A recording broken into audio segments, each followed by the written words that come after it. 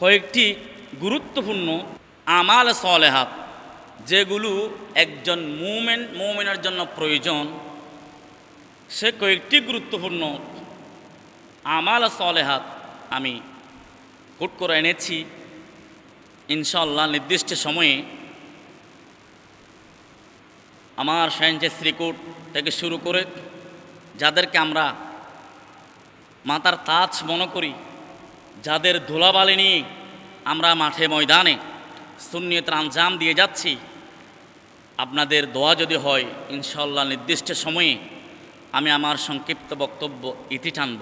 মুআজ্জাজ হাজিরিন, আল্লাহ পাক রব্বুল আলামিন কোরআন কারীম নাজিল করেছেন 30 পারা, জোরে বলুন সুবহানাল্লাহ। সেই 30 পারার মধ্যে 114টি সূরা আছে, ঠিক কিনা বলুন। একটি সূরা আছে সূরা মুমিনুন, জোরে বলুন সুবহানাল্লাহ। সূরা মুমিনুন এটা 18তম পারা। যে আয়াতে কারিমা আমি তিলাওয়াত করেছি, একটি হচ্ছে ফামান ইয়ামাল মিনাস সলিহাতি ওয়া হুয়া মুমিনুন। আল্লাহ ডাক দিয়ে বলেন, সে ব্যক্তি মুমিন যে সৎ কাজ করে, ভালো কাজ করে, উন্নয়নমূলক কাজ করে, মানুষের উপকার হয় ওই ধরনের কাজ করে, যে কাজগুলো করলে ফেরেশতারা কিরামান কাতিবিনের সওয়াব লিখবে। জোরে বলুন সুবহানাল্লাহ।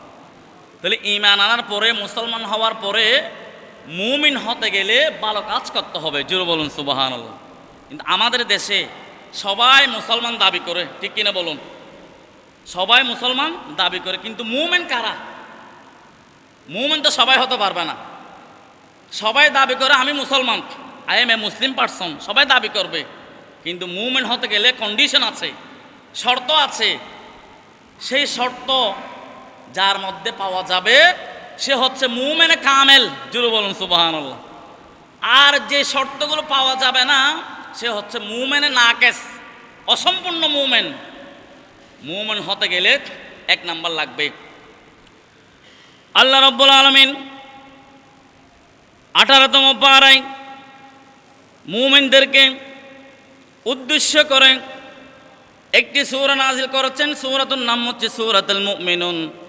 আল্লাহ ডাক দিয়ে বলেন, বিসমিল্লাহির রহমানির রহিম قد أفلح المؤمنون الذين هم في صلاتهم خاشعون والذين هم عن اللغو معرضون والذين هم للزكاة فاعلون। জোরে বলুন সুবহানাল্লাহ।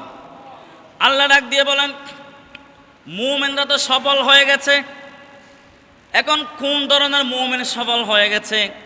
তাফসীর কারকরা ব্যাখ্যা করছেন, যাদের মধ্যে একটি গুণ পাওয়া যাবে সেটি হচ্ছে আল্লাযীনা হুম ফি সলাতিহিম খাশিউন। যারা নামাজ পড়ে কিন্তু হুশুহুদু নেই, তাড়াহুড়া করে নামাজ পড়ে, তাহলে সে মুমিনে কামিল হতে পারবে না। নামাজ পড়বে হুশুহুদুর সাথে, নম্রভাবে, ভদ্রভাবে, কোনো তাড়াহুড়া নেই। যে নামাজ আমার রাসূল পড়েছেন, সল্লু কামা রাআইতুমুনি উসাল্লি। জোরে বলুন সুবহানাল্লাহ। আবার আপনি যদি নামাজ পড়েন, নামাজ পড়তে পড়তে কপাল কালো করে ফেলেন, সেই নামাজের মধ্যে যদি আমার নবীর সালাম নেই, আমার নবীর পরিবারের প্রতি সালাম নেই, ভক্তি শ্রদ্ধা নেই, সেই নামাজ আল্লাহর দরবারে কবুল হবে না। সুবহানাল্লাহ বলুন। সেই জন্য নবীজি বলেছেন, লা মিনু আহাদুকুম হাত্তা আকুনা আহাব্বা ইলাইহি মিন ওয়ালিদিহি ওয়া ওয়ালাদিহি ওয়ান নাস আজমাইন। উম্মতরে শুনো শুনো, তোমার নামাজ, তোমার হজ, তোমার যাকাত, তোমার দান সদকা তখনই কবুল হবে আল্লাহর দরবারে যখন তোমার নামাজের মধ্যে, তোমার যাকাতের মধ্যে, তোমার হজের মধ্যে, তোমার আমাল সালেহাতের মধ্যে দুনিয়ার সব কিছু বাদ দিয়ে, পরিবার বাদ দিয়ে, স্ত্রী পুত্র বাদ দিয়ে, ধন সম্পদের মহব্বত বাদ দিয়ে, আমি নবীর মহব্বত যখন তোমার নামাজের মধ্যে বেশি থাকবে, তোমার হজের মধ্যে বেশি থাকবে, দুনিয়া থাকবে না সেখানে, নামাজের মধ্যে আমি রসুলের ভালোবাসা থাকবে, তুমি আমি রসুলকে সালাম দিলে নামাজ হবে এটা মনে করতে হবে, তাহলে তোমার নামাজ আল্লাহর দরবারে কবুল হয়ে যাবে। জোরে বলুন সুবহানাল্লাহ। অনেকে বলে যে নামাজের মধ্যে নবীকে সালাম দেওয়া যাবে না। নাউজুবিল্লাহ বলুন। আমরা নামাজের মধ্যে নবীকে তাশাহুদের মধ্যে সালাম দিই, সালাম দিলেই নামাজ হবে। জুড়ে বলুন সুবহান। সালাম না দিলে নামাজ হবে না। আজ জিবরিল আমিন তো 24,000 বার নবীর দরবারে এসেছেন, আল্লাহ তো নিজেই তো নবীকে সালাম দিয়েছেন। আর আমরা এমন নবী পেয়েছি যে নবীকে স্বয়ং রব্বুল আলামিন তো নামাজ পড়ে না, রোজা রাখে না, হজ করে না, যাকাত দেয় না। আল্লাহ কি নামাজ পড়ে? কিন্তু আল্লাহ একটি কাজ করে তাদেরকে নিয়ে, সেটা হচ্ছে আমার নবীর উপর, আপনার নবীর উপর দুরূদ পাক পড়ে। জুরু বলুন সুবহানাল্লাহ। কি পড়ে? দুরূদ একা পড়ে না, তাদেরকে নিয়ে পড়ে। তো সেই কাজ আমরা করলে কেন বেদাত হবে? কোনোদিন বেদাত হবে না। এই দুরূদের উপর যদি আমি আলোচনা করতে যাই, আপনারা শুনে মজা পাবেন, আমল করতে সহজ হবে। আমাদের আদি পিতার নাম কি বলুন তো? আদম আলাইহিস সালাম। আর আদি মাতার নাম হাওয়া আলাইহাস সালাম। আদম আলাইহিস সালামকে যখন আল্লাহ সৃষ্টি করেছেন, একজন সঙ্গীর প্রয়োজন আছে না? আদম আলাইহিস সালাম আল্লাহকে আরজি দিলেন, বাড়ি তাআলা, আপনি তো আমাকে বানিয়েছেন, আমার তো একাকিত্ব জীবন ভালো লাগে না, আপনার কাছে প্রার্থনা করছি আপনি আমার জন্য একজন সঙ্গী পাঠিয়ে দেন। জুরু বলুন না সুবহানাল্লাহ। আদম আলাইহিস সালাম যখন আল্লাহর কাছে প্রার্থনা করলেন, বাড়ি তাআলা, আপনি আমাকে ক্রিয়েট করেছেন, সৃষ্টি করেছেন, ঠিক আছে, ওয়েলকাম, ধন্যবাদ, স্বাগতম আপনাকে, কিন্তু আমার একাকিত্ব জীবন কাটাতে কষ্ট হয়ে যাচ্ছে, একা একা ভালো লাগে না। আল্লাহ আমার জন্য যদি একজন সঙ্গী পাঠিয়ে দিতেন, নামে আরও বেশি খুশি হতাম। নবীদের দোয়া আল্লাহ কবুল করে নেই। সুবহানাল্লাহ বলুন। সাথে সাথে আল্লাহ আদম আলাইহিস সালামের বাম পায়ের পাঁজর থেকে, পাঁজরের হাড় থেকে হাওয়া আলাইহিস সালামকে সৃষ্টি করলেন। সৃষ্টি করার পর আদমের পাশে রেখে দিলেন। তখন আদম আলাইহিস সালাম ঘুমাচ্ছিলেন। ঘুম থেকে উঠে দেখে পাশে একজন মহিলা, সুন্দর সুদর্শন মহিলা। তখন আদম আলাইহিস সালাম টাচ করতে চেয়েছিলেন। আল্লাহ ডাক দিয়ে বলে, আদম, ডু নট টাচ, টাচ করা যাবে না, টাচ করার জন্য কাজ আছে, মোহরানা দিতে হবে। সুবহানাল্লাহ বলুন। আল্লাহ কি মোহরানা আবার কি? তখন আল্লাহ ডাক দিয়ে বলে, আমি যার প্রেমে পড়ে, যার মায়ায় পড়ে কুল কায়না সৃজন করেছি, সেই নবী মুহাম্মদুর রাসূলুল্লাহ, সবাই বলুন সাল্লাল্লাহু আলাইহি ওয়াসাল্লামের উপর 10 বার দুরূদ শরীফ পাঠ করুন। জুরু বলুন সুবহানাল্লাহ। কয়বার? 10 বার। আদম আলাইহিস সালাম 10 বার দুরূদ শরীফ পাঠ করার পরে মোহরণ আদায় করলেন। তারপর হাওয়া আলাইহিস সালামের সাথে সম্পর্ক হলেন, অর্থাৎ বিবাহের মাধ্যমে আবদ্ধ হলেন। জুরু বলুন না সুবহানাল্লাহ। সেই দুরূদ পাক আমরা পড়তেছি। জুরু বলুন না সুবহানাল্লাহ। যে দুরূদ পাক আদম আলাইহিস সালামের মোহরণা ছিল হাওয়া আলাইহিস সালামকে পাওয়ার জন্য, সেই ধরনের দুরূদ পাককে অনেকে কটাক্ষ করে যে দুরূদ পাক যদি আপনি একবার পড়েন 10টি রহমত নাজিল হবে, 10টি গুনাহ মাফ হয়ে যাবে, 10টি মর্যাদা আল্লাহ আপনার বুলন্দ করবে। জুরু বলুন সুবহানাল্লাহ। মান সাল্লা আলাইয়া ওয়াহিদা সাল্লাল্লাহু আলাইহি আশারা। সলাতের এক মানা রহমত, সলাতের আরেক মানা নামাজ। জুরু বলুন সুবহানাল্লাহ। আর 10টি মর্যাদা বুলন্দ করবেই, 10টি গুনাহ আল্লাহ ক্ষমা করে দেবে। জুরু বলুন সুবহানাল্লাহ। ইমাম সাহাবী, নবীর একজন সাহাবা, উনি বর্ণনা করছেন, মূসা আলাইহিস সালামের জমানায় একজন লোক 40 বছর পর্যন্ত আল্লাহর নাফরমানি করেছিল। কয় বছর? 40 বছর নাফরমানি করছিল। তখন এলাকার মানুষ ওনাকে দাফন কাফন কিছু করে নাই, একটি ডাস্টবিনে নিক্ষেপ করে ফেলেছে। কেন? তুমি তো আল্লাহর হুকুম অমান্য করেছো, তুমি আর এই সমাজে থাকার উপযুক্ত না। You are not qualified person in this society. তুমি এই সমাজের জন্য উপযুক্ত না, যেহেতু তুমি আল্লাহর আইন অমান্য করছো। Get out in this society, বেরিয়ে যাও। তখন মানুষেরা ওনাকে ডাস্টবিনের মধ্যে ফেলে দিয়েছে। আল্লাহ রাব্বুল আলামিন মূসা নবীর উম্মত ছিল, ওই মূসা নবীকে, মূসা কলিমুল্লাহকে স্বপ্নে দেখালেন, হে মূসা, তোমার এলাকার মধ্যে আমার একজন বান্দাকে তোমার সমাজের মানুষ ডাস্টবিনের মধ্যে নিক্ষেপ করেছে, তুমি যাও আমার ওই বান্দাকে কাফনের ব্যবস্থা করো, দাফনের ব্যবস্থা করো, কাফনের ব্যবস্থা করো, গোসলের ব্যবস্থা করো, জানাজার ব্যবস্থা করো। তখন মূসা আলাইহিস সালাম তো আল্লাহর সাথে কথা বলতেন, বেশি কথা বল, সেই জন্য মূসা কলিমুল্লাহ, সুবহানাল্লাহ বলুন না। মূসা কলিমুল্লাহ কেন? আল্লাহর সাথে বেশি কথা বলতেন, প্রশ্ন করতেন বাড়ি তাআলাকে, এবং আল্লাহকে দেখতে চেয়েছিলেন তুর পর্বতে। আল্লাহ বলে লান তারানি ওয়ালাকিন যুর ইলাল জাবাল, মূসা তোমার পক্ষে আমাকে দেখা সম্ভব না, আমাকে দেখা সম্ভব একমাত্র আমার নবীর। জুড়ে বলুন না সুবহানাল্লাহ। Musa this is impossible for you, তোমার জন্য এটা অসম্ভব। আমাকে দেখার ক্ষমতা আমি সবাইকে দিই নাই, শুধু আমার নবীকে দিয়েছি। জুড়ে বলুন না সুবহানাল্লাহ। তোমরা শোনো না, শোনো না, শোনো না রে, নূরের নবী ধ্যানের ছবি যায় যে দিদারে। সুবহানাল্লাহ বলবেন না? আমার নবীকে আল্লাহ দাওয়াত দিয়ে নিয়ে গেছেন কোথায়? মেরাজে। সেখানে আল্লাহর সাথে দিদার হয়েছে কিনা? হয়েছে। 90,000 কথা হয়েছে।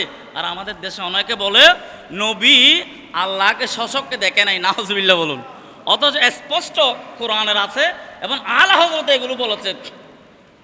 আলা হযরত বলেছেন, আর কোই গায়ব ক্যা तुमसे नहा हो बाला, जब ने खुदा ही छुपा तुम पे कड़ू रो दरू। সুবহানাল্লাহ বলুন না। আলা হযরত বলে আল্লাহ আমার নবীর থেকে কি গায়েব হবে? স্বয়ং আল্লাহ তো আমার নবীকে দেখা দিয়েছেন, সেখানে আমার নবীর থেকে আর অদৃশ্য থাকার কোনো তো বিষয় না। জোরে বলুন সুবহানাল্লাহ। সেই জন্য আল্লাহ 5টি বিষয়ে কাউকে ক্ষমতা দেয় নাই, কিন্তু আল্লাহ যাকে পছন্দ করেন ঠিক সৌসেট পছন্দর মানুষদেরকে আল্লাহ সেই ক্ষমতাগুলো দিয়ে দেন। জোরে বলুন সুবহানাল্লাহ। ইন্নাল্লাহা ইনদাহুল মুসাহ ওয়া ইউনাজ্জিলুল গায়স ওয়া ইয়ালামু মা ফিল আরহাম ওয়া মা তাদরি নাফসুন মাযা তাকসিবু গাদা ওয়া মা তাদরি নাফসুন বিআইয়ি আরদিন তামুত। জোরে বলুন সুবহানাল্লাহ। আমরা কোথায় মৃত্যুবরণ করব আমরা কি জানি? জানি না। মায়ের পেটে কি হবে আমরা জানি, ছেলেকে সন্তান হবে আমরা জানি না। কিন্তু এখন আধুনিক যে পদ্ধতি, এটা এক সিস্টেম, কিন্তু আসল রহস্য এগুলো কেউ উদ্ঘাটন করতে পারবে না। এগুলো আল্লাহই জানে। এবং কখন বৃষ্টি হবে, কিয়ামত কখন হবে, আপনার ইনকাম কোথায় হবে, রিজিক কোথায় হবে, এগুলো কোথায় থেকে আসবে, এগুলো আল্লাহ ছাড়া কেউ জানে না। কিন্তু আল্লাহ যাদেরকে পছন্দ করেন তাদেরকে জানিয়ে দেন। এই 5টি বিষয় আমার নবীকে জানিয়ে দিয়েছেন। জোরে বলুন না সুবহানাল্লাহ। সেজন্য আমরা বলি আমাদের নবী গায়েব জানে বলা নবী। জোরে বলুন সুবহানাল্লাহ। আপনাদের কোনো কি সন্দেহ আছে? কিন্তু আল্লাহ ক্ষমতা দিয়েছেন কাকে? আমার নবীকে। কিয়ামতের ময়দানে তো কেউ আল্লাহর সাথে কথা বলা সে সাহস পাবে না। সবাই আনাউসি আনাউসি বলবে। এক একজন নবী উম্মত এক একজনের কাছে যাবে, সবাই দেখাই দিবে ইজাহাবু ইলা গায়রি উম্মতি, সবাই উম্মতে মুহাম্মদী মকাম মাহমুদ যার জন্য আল্লাহ সাজিয়েছেন তার কাছে চলে যাও। সবাই আমার নবীর কাছে চলে আসবে। সেই দিন আমার নবী যাদের জন্য সুপারিশ করবে তারাই জান্নাতে যেতে পারবে। জোরে বলুন না সুবহানাল্লাহ। মুআজ্জাজ হাজিরিন, তাহলে ইমাম সাহাবীর কথা বলছিলাম, দুরূদ পাকের সিগনিফিকেন্ট অনার ডিগনিটি পড়ছিলাম। ওই মূসা আলাইহিস সালামের ওই উম্মত, আল্লাহ মূসা নবীকে ওহী করলেন, মূসা যাও এই বান্দাকে কি করো, দাও দাফনের ব্যবস্থা করো, কাফনের ব্যবস্থা করো। তখন মূসা আলাইহিস সালাম আল্লাহকে বললেন, বারি তাআলা এই বান্দা তো গুনাহগার ছিল, এই বান্দা তো ভালো কাজের দারদার ছিল না, এই বান্দা তো আল্লাহর হুকুম অমান্য করছিল, এই বান্দাকে উম্মতকে আমি কেন দাফন কাফনের ব্যবস্থা করব। তখন আল্লাহ মূসা নবীকে ওহী করলেন, হে মূসা, তৌরাত কিতাব যখন এই উম্মত পাঠ করত, এই তৌরাত কিতাবের মধ্যে আমার নবীর নাম যখন সে শুনত, নাম শোনার সাথে সম্মান করত, সাথে সাথে চুমু খেয়ে চুকের মধ্যে মালিশ করত। আমার নবীকে তাজিম করার কারণে, আমার নবীর নাম মুবারককে সম্মান করার কারণে আজকে আমি ওনার 40 বছরের জীবনের গুনাহ আমি মাফ করে দিয়েছি। এই জন্য তুমি ওনার দাফনের ব্যবস্থা করো। সুবহানাল্লাহ। আরো জোরে বলুন সুবহানাল্লাহ। দেখছেন নবীর দুরূদ পাকের ক্ষমতা। সেই দুরূদ পাক পড়তে আমরা চাই কি চাই না? যে মুহাম্মদ পড়ুন তো, আল্লাহুম্মা সাল্লি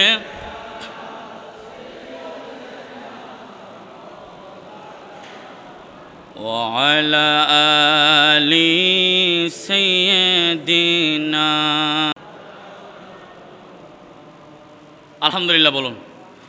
এরপরে আরেকজন নবীর উম্মত কয়েকজন সফর সঙ্গে নিয়ে রাস্তা দিয়ে যাচ্ছিলেন। আমরা অনেক সময় মাজার জিয়ারতে যাই। আপনারা যারা ইচ্ছে হজ্জের মাস, এগুলো শাওয়াল, যুলকদা, যুলহজ্জ, এগুলো কিসের মাস?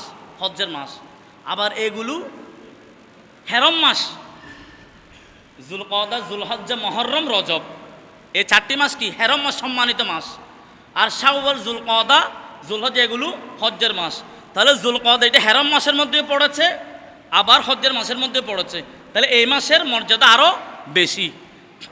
তাহলে ওই লোকটি যখন রাস্তা দিয়ে যাচ্ছিলেন তখন পানির জন্য তৃষ্ণা পেয়েছে, পানির প্রয়োজন ওনার।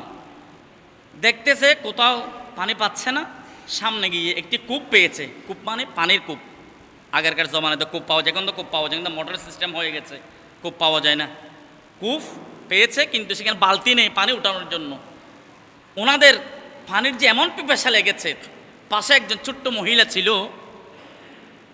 মহিলাটি ওনাদের পানির আর্তনাদ দেখে, পিপাসার্থ দেখে, ওই মহিলাটি, ছোট্ট মেয়েটি মুখের থুতু কূপের মধ্যে নিক্ষেপ করছে। জোরে বলুন না সুবহানাল্লাহ। ওই ছোট্ট মেয়েটি যখন থুতু কূপের মধ্যে নিক্ষেপ করেছিল, সাথে সাথে গভীর কূপ, পানি, থুতু পড়ার সাথে সাথে পানি উপরে উঠে গেছে। উটের উপর সাথে সাথে ওই লোকগুলো পানি হাত দিয়ে খাচ্ছে, তৃষ্ণা নিবারণ করছে। করার পর ওই মহিলাকে, ছোট্ট মেয়েকে জিজ্ঞেস করছে, তুমি এই থুতুর মধ্যে কি দিয়েছ? এই থুতু নিক্ষেপ করার সাথে সাথে যে পানি নিচে ছিল, গভীর নিচে ছিল, কিন্তু এখন উপর উঠে গেছে। কারণটা কি? ওই ছোট্ট মেয়েটি বলছে, বাবারে আমি বেশি কিছু পড়ি নাই, আমার পিতামাতা আমাকে শিক্ষা দিয়েছে, আমার আদরের টুকরার মেয়ে, কলিজার টুকরা মেয়ে, তুমি যেখানে যাও না কেন এই জুবানটা আগে তুমি দুনিয়ার কোনো কথাবার্তা দিয়ে ভিজিয়ে রাখবে না। নবীজি বলেছেন, তুফারিকা দুনিয়া ও লিসানুকা রুতবাম মিন যিকরিল্লাহ, দুইটা জিনিস দিয়ে জিহ্বাকে ভিজিয়ে রাখবা। এক নাম্বার হচ্ছে আল্লাহর জিকির, আর এক নাম্বার হচ্ছে নবীর দুরূদ পাক। ওই ছোট্ট মেয়েটি বলছে, বাবারে আমি এই জুবান দিয়ে সবসময় দুরূদ পাক পড়ি। এই দুরূদ পাকের ক্ষমতা এই জন্য থুতু নিক্ষেপ করার সাথে সাথে, আপনার গভীর নিচে পানি ছিল, থুতু পড়ার সাথে সাথে দুরূদ পাকের পাওয়ারে পানিগুলো উপরে উঠে গিয়েছে। সুবহানাল্লাহ। দেখছেন, এগুলো আমি কোথায় থেকে বলছি? এগুলো বলছি মুহাক্কিক আউলিয়া কিরাম যারা, যেমন গৌসুল আজম দস্তগীর, ওনারা মুহাক্কিক ওলি, শাহজালাল, শাহ ফরান, ওনাদের কোনো ভুল ভ্রান্তি নেই। আমাদের শাহিনশাহ শ্রীকুট, হুজুর হযরত তাইয়্যিব সাহেব রহমা এ বাংলার জমিনে এসেছেন। আমরা তো এই জন্য, আমরা তো এক একজন এক এক অলির ভক্ত, কিন্তু আপনি দেখেন শাহিনশাহ শ্রীকুটের সবচেয়ে বড় কেরামত হচ্ছে জামিয়া আহমদিয়া সুন্নিয়া, ঠিক কিনা বলুন? এক একজন অলির এক এক ক্ষমতা থাকতে পারে, কিন্তু আমি বিশ্বাস করি, আমরা যেহেতু জামিয়ার বাগানের ফুল, হুজুর কেবলাকে আমরা মোহাব্বত করি, কিন্তু সবচেয়ে বড় পাওয়ার হচ্ছে, কেরামত হচ্ছে জামিয়া আহমদিয়া সুন্নিয়া। জুড়ে বলুন না সুবহানাল্লাহ। এটা হচ্ছে নূহ আলাইহিস সালামের কিস্তি, ঠিক কিনা বলুন? সেই দিন মহাপ্রলয় থেকে নূহ আলাইহিস সালামের মতো বেঁচে গিয়েছিল কেন? নবীর উসিলাই। জুড়ে বলুন না সুবহানাল্লাহ। আর আদম আলাইহিস সালাম 350 বছর কান্নাকাটি করেছেন, গুণদম্পলকে দোয়া কবুল হচ্ছে না। নবীর নামের উসিলা যখন দোয়া করেছে, আল্লাহ দোয়া কবুল করেছে। জুড়ে বলুন সুবহানাল্লাহ।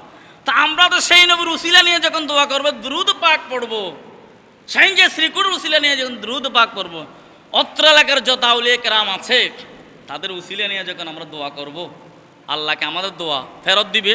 কখনো দিবে না। কারণ আমাদের ইবাদতের মধ্যে মুস্তাফা আছে। জুড়ে বলুন না সুবহানাল্লাহ। নবী ছাড়া নাই সাহারা, জানো দুনিয়া ওয়ালা, নবী আমার গলার মালা, নবী কামলি ওয়ালা, নবী ছাড়া নাই সাহারা। সুবহানাল্লাহ বলবেন না? নবী ছাড়া কোনো উপায় আছে? যারা নবী ছাড়া উপায় খুঁজে তারা শয়তানের দল, ঠিক কিনা বলুন? নবীকে বাদ দিতে চেয়েছে আবু জেহেল, উকবা, সাইবা, মুগীরা। শয়তান নবীকে সহ্য করতে পারে নাই। আরে বাবা, আপনাদেরকে কি বলবো, আবু লাহাব, আবু জেহেল নাম শুনেছেন না? ওনারা নবীর সাথে বেয়াদবি করেছে, ঠিক কিনা বলুন? বেয়াদবি করার কারণে ওনাদেরকে নাম নিশানা আছে নেই। আর আমার ইমাম শের বাংলা রহমতুল্লাহ আলাই ওহাবিদের সাথে মোনাজারা করে আজকে সবাই স্মরণ করছে, ঠিক কিনা বলুন? আপনারা হয়তো নাম ধরে বলছি, অনেকে মাইন্ড করবেন, আরে বাবা আপনার জায়গা জমির দলিল ঠিক আছে, আপনি কথা বলতে বই কেন? সুবহানাল্লাহ বলুন। আমরা তো নবীর গোলাম, নবীর উম্মত, আমরা তাহলে সুন্নাত ওয়াল জামাতের অনুসারী, আমাদের তো দলিল ঠিক আছে। আমরা যেই দলের মধ্যে আছি ওই দলটা মা আনা আলাইহি ওয়া আসহাবিহি, সত্যের মাপকাঠি দল। এখানে আমাদের কথা বলতে বই কেন? নবীর শান বলতে বই কেন? জুড়ে বলুন না সুবহানাল্লাহ। জান চলে যাবে, সব চলে যাবে, ঈমান যেতে দেব না। জুড়ে বলুন না সুবহানাল্লাহ। কয়েকদিন আগে ঢাকা গাজীপুরের জমির ইমাম রইসুদ্দিন হত্যা করেছে। জুড়ে বলুন ইন্না লিল্লাহি ওয়া ইন্না ইলাইহি রাজিউন। আল্লাহ হুজুরের মকামকে বুলন্দ করে দিক, শোকাহত পরিবারকে ধৈর্য ধারণ করার তৌফিক নসিব করে দিন। যারা ইতিমধ্যে সহযোগিতা করেছেন, বিক্ষোভ মিছিল মানববন্ধন করেছেন, এটা আমাদের ইমানের দায়িত্ব। ওনার দুধ ছিল নবীর পক্ষে কথা বলতো, আউলিয়া কেরামের পক্ষে কথা বলতো, অলিদের পক্ষে কথা বলতো, দুষেটাই। তো আমরাও জান চলে যাবে, সব চলে যাবে, কিন্তু ইমান দিতে রাজি। আমরা হুসাইনি মুসলমান, জুড়ে বলুন না সুবহানাল্লাহ। এরপর আসুন দ্বিতীয় নম্বর, আমার যে পয়েন্টগুলো, এক নম্বর সেই দুরূদ পাক, দ্বিতীয় পয়েন্ট তওবা। দ্বিতীয় পয়েন্ট কি? তওবা। একজন মুমিনের হতে গেলে এই তওবার গুরুত্ব আছে কিনা বলুন তো? আমাদের চলতে ফিরতে অনেক ভুল ভ্রান্তি হয় না? ভুল ভ্রান্তি হওয়ার পরে যখন আপনি আল্লাহর কাছে তওবা করবেন, আল্লাহ আপনার সেই তওবা কবুল করবে। জুড়ে বলুন না সুবহানাল্লাহ। তাও মুসা আলাইহিস সালামের উম্মত, বৃষ্টি হচ্ছে না, এরকম অনেক সময় হয় না? আমাদের এখানে তো বাংলাদেশে তো হয়, আমরা বৃষ্টির জন্য সালাতুল ইস্তিসকার নামাজ পড়েছি, ঠিক কিনা বলুন? তো মুসা আলাইহিস সালামের সময়ও বৃষ্টি হয়তো না, খরা দেখা যাচ্ছে লাগাতার। যদি বৃষ্টি না হয়, এটাকে বইয়ের ভাষায় খরা বলে, খরা। তো বৃষ্টি হচ্ছে না, মুসা আলাইহিস উম্মতরা মুসা নবীর কাছে এসেছে। আমি তওবার গুরুত্বটা বুঝাচ্ছি যে আমাদেরও তওবার প্রয়োজন আছে কিনা। একজন মুমিন আমরা দাবি করি, কিন্তু আমরা কোনোদিন তওবা করি না। ও মৃত্যুর আগে একজন মসজিদের হুজুর এনে আমার বাবাকে একটু তওবা করাই দেন, দাদাকে তওবা পড়িয়ে দেন। কিরে বাবা হুজুর লাগবে কেন? তুমি হুজুর থেকে তওবা আগে শিখে নিজে নিজে তওবা করো, আল্লাহ ওই তওবা আরো বেশি কবুল করবেন। জুড়ে বলুন না সুবহানাল্লাহ। তওবা প্রয়োজন আছে, হুজুরেরও প্রয়োজন আছে, আগে তো নিজে শিখে দরকার ছিল। জুড়ে বলুন না সুবহানাল্লাহ। ওই মুসা নবীর উম্মত, বৃষ্টি হচ্ছে না, সবাই মুসা নবীর কাছে এসেছে। হে মুসা কালিমুল্লাহ, আপনি আল্লাহর সাথে কথা বলেন। আজকে এই জমিনের মধ্যে অনেক দিন বৃষ্টি হচ্ছে না, আপনি একটু দোয়া করুন। তখন মুসা নবী হাত তুলে দিয়েছেন, বারে তারা আমি জানি আপনি আমার কথা রাখবেন না। আজ এসেন কেসারে হয়ে নম্র ভদ্রভাবে আল্লাহকে বললেন, বারি তাআলা আজকে আমার এলাকার মানুষ বৃষ্টি পাচ্ছে না, শস্য ফলাদ নষ্ট হয়ে যাচ্ছে, আপনি একটু আমাদের দোয়া কবুল করেন, একটু বৃষ্টি দিয়ে দেন। তখন আল্লাহ ওহী পাঠালেন, জিবরিল যাও মুসা নবীকে বলো ওই মজলিসের মধ্যে এমন একজন বান্দা আছে যে বান্দার কারণে আমি তওবা কবুল করতে পারছি না, দোয়া কবুল করতে পারছি না। জুরু বলুন না সুবহানাল্লাহ। তখন মুসা নবী তো গরম ছিল, মুসা নবী কী ছিল? অনেক গরম মেজাজে ছিল। মুসা নবী বলছে, এখানে খেয়ে গুনাহগার আছো, তোমার কারণে আমাদের দোয়া কবুল হচ্ছে না, তুমি কি এখান থেকে মজলিস থেকে চলে যাও, তুমি চলে গেলে আল্লাহ দোয়া কবুল করবে। তখন ওই বান্দাটি আজ এসেন কেসার হয়ে নম্র হয়ে ভদ্র হয়ে চোখের পানি ফেলে আল্লাহর কাছে তওবা করেছেন, বারি তাআলা আর জীবনে ভুল করব না, আপনি আমাকে লজ্জিত করবেন না, আপনি আমাকে ক্ষমা করে দেন। জুরু বলুন না সুবহানাল্লাহ। আল্লাহ সাথে সাথে ওই বান্দাকে ক্ষমা করে দিয়েছেন। মুসা নবী যখন হাত তুলেছেন, আল্লাহ দোয়া কবুল করেছেন, সাথে সাথে বৃষ্টি দিয়েছেন। জুরু বলুন না সুবহানাল্লাহ। আরো জুরু বলুন সুবহানাল্লাহ। দেখছেন তওবার পাওয়ার কত বেশি। আমরা আল্লাহকে ডাকবো একবার, কিন্তু আল্লাহ আমাদের ডাকে সাড়া দেবে কয়বার? 10 বার। তোমাকে ডাকি যদি একবার আল্লাহ, আমাকে কাছে টানো বারবার। সুবহানাল্লাহ বলুন। কিন্তু আমরা আল্লাহকে ডাকি একবার, আল্লাহ আমাদের ডাকে, আমাদেরকে কাছে টানেন বারবার। আমরা তো সেই তওবা করার জন্য আল্লাহর কাছে ফিরে আসতে চাই না। আল্লাহ কত খুশি হন জানেন তওবা করলে? আপনার থেকে একটি গরু বলেন, মুরগি বলেন, হাঁস বলেন, আপনার গৃহপালিত পশু হারিয়ে গেছে, আপনি পেয়েছেন, আপনার খুশি লাগবে না? বেশি খুশি লাগবে। আল্লাহ কোনো গুনাহগার বান্দা যদি গুনাহ করার পরে তওবা করে, আল্লাহ বেশি খুশি হন। জোরে বলুন না সুবহানাল্লাহ। আপনাদের সুবহানাল্লাহর আওয়াজ এত ছোট কেন? জোরে বলুন সুবহানাল্লাহ। এর বাবা, আমরা তো নবীর আশেক। এই সুবহানাল্লাহ আলহামদুলিল্লাহ এগুলো একটা ফজিলত আছে। বুখারী শরীফ কত পারা বলুন তো? 30 পারা। কত পারা? কোরআনে কারীম কত পারা? 30 পারা। কোরআনে কারীমের শেষ সূরার নাম কি? সূরা নাস।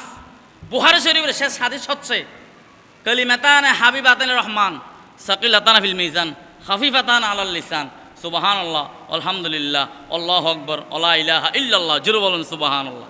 এই যে সুবহানাল্লাহ আলহামদুলিল্লাহ আল্লাহু আকবার, এগুলো বলতে একেবারে সহজ না, কিন্তু নবীজি বলেছেন, বুখারী শরীফ লাস্টের হাদিস, 30 পারার লাস্টের হাদিস বলতেছে, আমার উম্মতরা এই সুবহানাল্লাহ আলহামদুলিল্লাহ তোমরা এগুলোকে হালকা মনে করলেও এইটা মিজানের পাল্লা কেমনভাবে ভারী করবে তুমি সেই দিন বুঝতেও পারবে না, যখন তোমার আমলনামা মিজানের পাল্লায় দেওয়া হবে।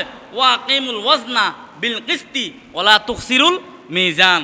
মিজানের পাল্লায় আমাদের আমলনামা ওজন দেওয়া হবে, সেই দিন আমলনামা যার ভারী হবে সে জান্নাতে যাবে। জোরে বলুন না সুবহানাল্লাহ।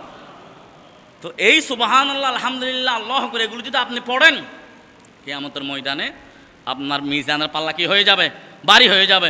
সেই জন্য যে কোনো ধর্মীয় মজলিসে বা যে কোনো একাকিত্ব আপনি সময় কাটাচ্ছেন, নাহলে দুরূদ শরীফ পড়বেন, নাহলে জিকির করবেন, নাহলে তাসবিহগুলো পাঠ করবেন। জোরে বলুন না সুবহানাল্লাহ।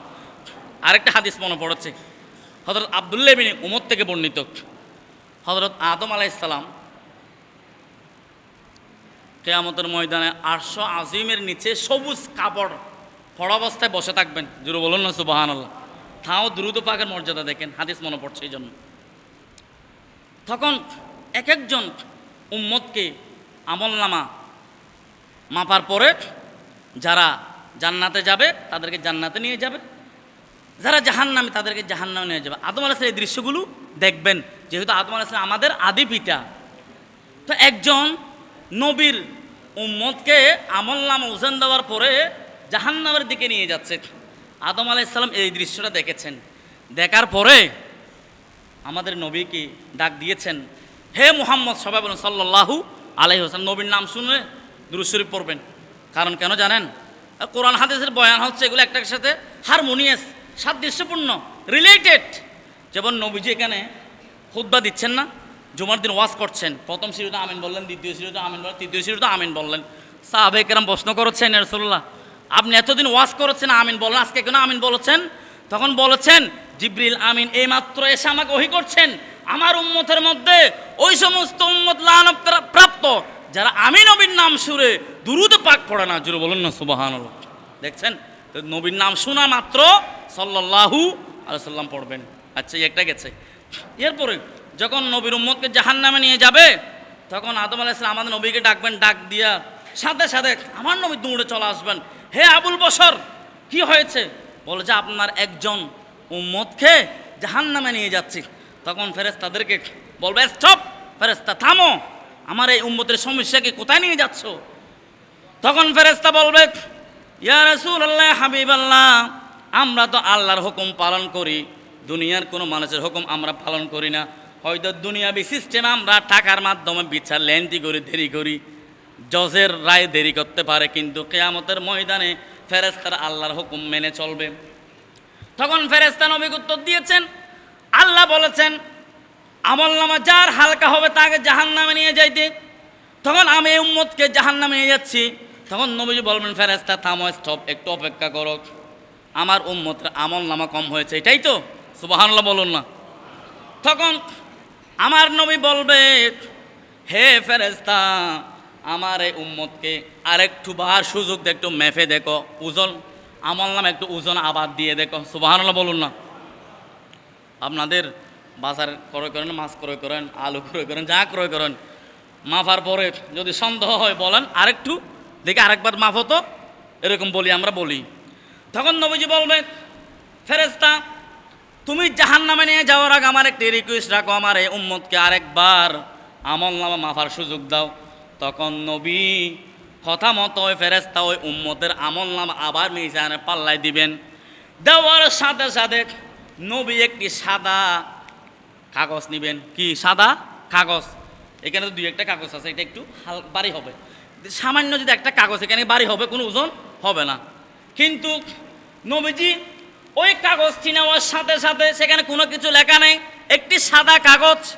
কাগজটি ওই উম্মতের ওজনের মধ্যে, আমলনামার মধ্যে, পাল্লার মধ্যে দিবেন।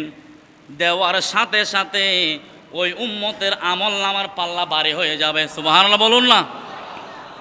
তখন ফেরেশতারা বলবে, হে বারি তাআলা, কি আজীব ব্যাপার, একটু আগে যে বান্দাটা জাহান্নামে ছিল, এখন নবীজি সেকেন্ড টাইম ওজন দেওয়ার সাথে সাথে দেখতেছে বান্দার আমলনামা পরিবর্তন হয়ে গেছে, জান্নাতি হয়ে গেছে। সুবহানাল্লাহ বলুন না। তখন ওই বান্দা খুশিতে আত্মহারাত, এখন বলবে, আমি তো একটু আগে জাহান্নামে ছিলাম, এখন আমাকে জান্নাতি কে করছে, আমি ওই মানুষটাকে, ওই নবীটাকে খুঁজতেছি। তখন দেখতে পাবেন নবী এক জায়গায় মক্কা মাহমুদে বসা, সম্মানের সাথে যাবে, ইয়া রাসূলুল্লাহ, হাবিবাল্লাহ, আপনি কে? একটু আগে আমি জাহান্নামে ছিলাম, আপনি আমাকে বিপদ থেকে বাঁচিয়েছেন। তখন আমার নবী বলবে, দুনিয়ার জমিনে তুমি আমাকে মোহাব্বত করছিলা, মিলাদ পড়ছিলা, দুরূদ পাক পড়ছিলা, মসজিদের জন্য হাদিয়া দিয়েছিলা, যে মসজিদের জন্য মিলাদ হয়েছে মসজিদে সহযোগিতা করছিলা, দুরূদ পাকের ব্যবস্থা করছিলা, তুমি নিজেও পড়ছ। আজকে নাও তোমার দুরূদ পাকের আমল, জোরে বলুন সুবহানাল্লাহ। ওই আমলটি, কাগজটি হচ্ছে উনি যে দুরূদ পাক পড়েছে, দুরূদ পাকের আমল। স্বয়ং আমরা যদি এখান থেকে হাদুমাজিপাড়া যা মসজিদ থেকে নবীকে সালাম দিই, একজন ফেরেশতা সেখানে আছে নবীর পাশে, কারা নবীর উপর দুরূদ পাক পড়ে, এই দুরূদ পাকগুলো নবীর সামনে পেশ করে, প্রেজেন্ট করে, কিভাবে? আমার নাম, আপনার নাম, দাদার নাম, দাদির নাম সহ, জুড়ে বলুন না সুবহানাল্লাহ। এখন অনেকে প্রশ্ন করতে পারেন, নবী তো রোজে পাকে শুয়ে আছেন, এগুলো কি শুনবে? আরে শুধু শুনবে না, আমরা কি করছি সব দেখছে, জুড়ে বলুন না সুবহানাল্লাহ। নবী, সেই জন্য তো আমরা বলি আমাদের নবী হায়াতুন নবী, ঠিক কিনা বলুন না? আমাদের নবী কি হায়াতুন নবী। যারা এটা মানবে না তারা ইমানদার হতে পারবে না। সুবহানাল্লাহ বলুন। হায়াতুন নবী মানতে হবে, কারণ নবীদেরকে মাটি স্পর্শ করা আল্লাহ নিষেধ করে দিয়েছেন, হারাম করে দিয়েছেন, জোরে বলুন না সুবহানাল্লাহ।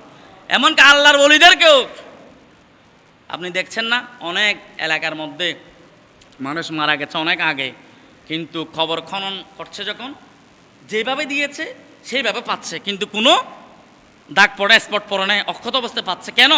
ওনার দুনিয়ার জমিনে নবীর পক্ষে ছিল, সাহাবায়ে কেরামের পক্ষে ছিল, আউলিয়া কেরামের পক্ষে ছিল, জোরে বলুন না সুবহানাল্লাহ। আর বাবা, এই দুনিয়াটা একটি ক্ষণস্থ একটি দুনিয়া। এই দুনিয়ার মধ্যে আপনি যা করবেন, যদি নবীর খুশি মতো করতে পারেন, খোদা কি কসম, কিয়ামতের ময়দানে দুই ধরনের মানুষ হবে। এক ধরনের মানুষের চেহারা হবে কালো, আর এক ধরনের মানুষের চেহারা হবে সুন্দর।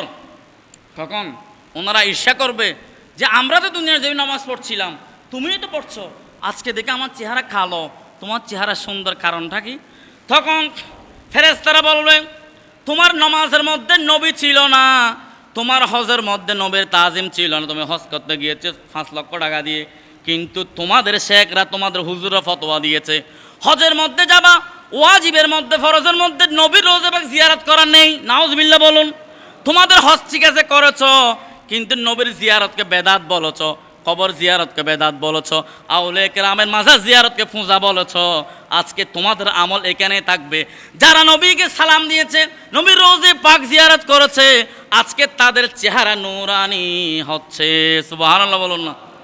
ইয়াউমা তাবিয়াদ্দু উজুহুন ওয়া তাসওয়াদ্দু উজুহ ফাআম্মাল্লাযীনা তাসওয়াদ্দাত উজুহুহুম আকফারতুম বা'দা ঈমানিকুম ফাযুকুল আযাবা বিমা কুনতুম তাকফুরুন। জোরে বলুন না সুবহানাল্লাহ। সূরা আলে ইমরানের ৪তম পারার ২য় পৃষ্ঠার লাস্ট এগুলো আছে, অথবা ৪র্থ পৃষ্ঠার লাস্ট এগুলো আছে, এই আয়াতগুলো। কিন্তু দুই ধরনের চেহারা, সুন্দর চেহারা কারা হবে? যারা নবীর পক্ষে ছিল, জোরে বলুন না সুবহানাল্লাহ। যাই হোক, আমি কথা সংক্ষেপ করছি। কোরআন হাদিসের কথা বলতে গেলে বাবা অনেক সময়ের প্রয়োজন, সংক্ষিপ্ত পরিসরে নবীর শান ওমান বলা যাবে না। নবীর শান ওমান বলতে গেলে অনেক সময়ের প্রয়োজন, মানে আল্লাহ নিজেই তো বলেছেন ওরফানা লাকা যিকরাক। এই আয়াতের তাফসীর করতে গেলে অনেক সময়ের নবীর শান ওমান। আরে যেই নবী সাল্লাল্লাহু আলাইহি ওয়াসাল্লাম জমিন থেকে পা উঠালে আরশে চলে যায়, সুবহানাল্লাহ বলুন না, আরশে আজিমে চলে যায়, সেই নবীর ক্ষমতা। যেই নবীকে আবু জাহেল বলছিল, হে মুহাম্মদ সাল্লাল্লাহু আলাইহি ওয়াসাল্লাম, আমি আপনার উপরে ঈমান আনবো যদি আমার হাতের মধ্যে কি আছে বলতে পারো। তখন আমার নবী বলেছিল, আবু জাহেল তোমার হাতে কি আছে আমি বলবো নাকি পাথর বলবে? আমি কে? জোরে বলুন না সুবহানাল্লাহ। পাথরকে ইঙ্গিত দিয়েছে, হে পাথর, আবু জাহেল হাতের মধ্যে কি আছে বলে দাও, আমি কে? জোরে বলুন না সুবহানাল্লাহ। সাথে সাথে পাথর থেকে আওয়াজ এসেছে, আশহাদু আল্লা ইলাহা ইল্লাল্লাহু ওয়াহদাহু লা শারীকা লাহু ওয়া আশহাদু আন্না মুহাম্মাদান আবদুহু ওয়া রাসূলুহু। জোরে বলুন না সুবহানাল্লাহ। I have hearing in my ear that I can understand what the dog bark. If I see someone in the people dark of night, I can recognize him during the day. Juru bolun na subhanallah. If you really love Allah, then follow me, the Prophet Muhammad sallallahu alaihi wasallam. Allah will love you and forgive you. Allah is the forgiving, most merciful. Juru bolun na subhanallah. The most certain matter in our life is death, but the most uncertain matter in our life is the time and the place of our death. That is the biggest, most surprise of our life. Juru bolun na subhanallah. যাই হোক, সময় শেষ, আর কত লম্বা করবো না। আউলিয়া কেরামের পক্ষে থাকবেন, জিয়ারাতের পক্ষে থাকবেন, অলিদের পক্ষে থাকবেন, নবীদের পক্ষে থাকবেন। আর জামিয়ার মধ্যে হুজুর কেবলা বলেছিলেন, মুঝে দেখো তো জামিয়াকে দেখো, মুঝে মোহাব্বত করো তো জামিয়াকে মোহাব্বত করো। জুরু বলুন না সুবহানাল্লাহ। আমাদের ঈমান জামিয়া। জুরু বলুন না সুবহানাল্লাহ। এটা নূহ আলাইহিস সালামের কিস্তি। এখানে যারা ভালোবাসবেন কিয়ামতের ময়দানে তারা জাহান্নামের আগুনে পাবে না, তারা সোজা জান্নাতে চলে যাবে। জুরু বলুন না সুবহানাল্লাহ। যাই হোক মুআজ্জাজ হাজিরিন, কথা আমি সংক্ষেপ করছি, আর লম্বা করছি না। যে আলোচনাগুলো হয়েছে আল্লাহ যেন আমাদেরকে আমল করার তৌফিক দান করে, সকলে বলে আমিন।